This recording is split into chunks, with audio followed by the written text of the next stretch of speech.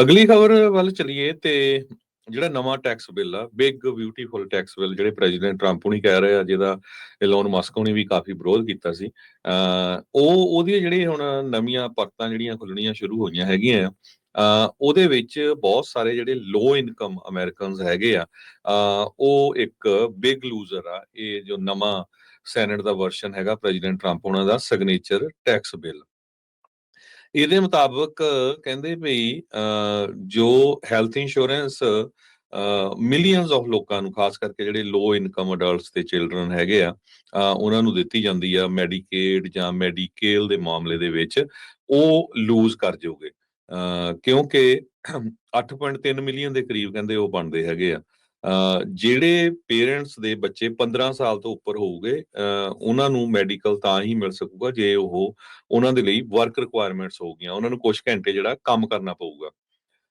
ਸੋ ਇਹ ਇੱਕ ਜਿਹੜਾ ਵੱਡਾ ਇਸ਼ੂ ਇਸ ਨਵੇਂ ਬਿੱਲ ਦੇ ਵਿੱਚ ਆ ਜਾਊਗਾ।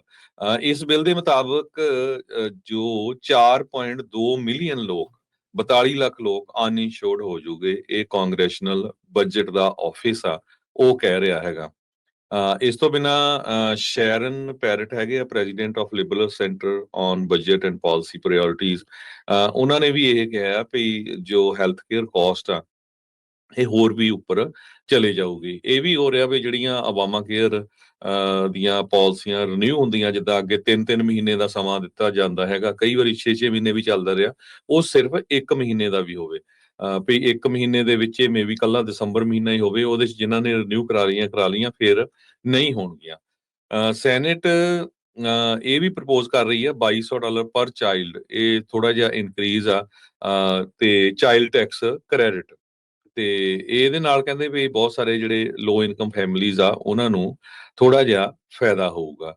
ਸੋ ਜੋ ਹਾਊਸ ਹੋਲਡ ਬਾਟਮ 10% ਹੈਗੇ ਆ, ਉਹਨਾਂ ਨੂੰ ਜਿਹੜੀ ਆ $1600 ਪਰ ਸਾਲ ਦੇ ਹਿਸਾਬ ਦੇ ਨਾਲ ਜਿਹੜਾ ਇਨਕਮ ਦੇ ਵਿੱਚ ਫਰਕ ਪਊਗਾ।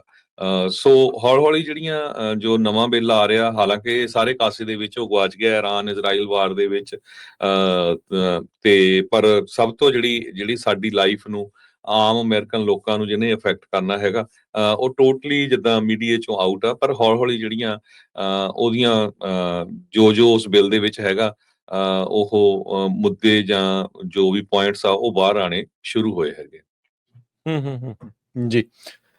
ਅਗਲੀ ਜਿਹੜੀ ਹਰਜੋਤ ਸਿੰਘ ਜੀ ਖਬਰ ਦੇ ਉੱਤੇ ਨਜ਼ਰ ਮਾਰਦੇ ਜਾਈਏ, ਤਾਂ ਇਸ ਟਾਈਮ ਇਹ ਜਿਹੜੀਆਂ ਚੀਜ਼ਾਂ ਆ ਉਹ ਸਾਹਮਣੇ ਆ ਰਹੀਆਂ ਆ, ਖਾਸ ਕਰਕੇ ਬਾਰਡਰ, ਸਾਊਦਰਨ ਬਾਰਡਰ ਦੇ ਨੂੰ ਜਿਹੜਾ ਉਹ ਲੈ ਕੇ,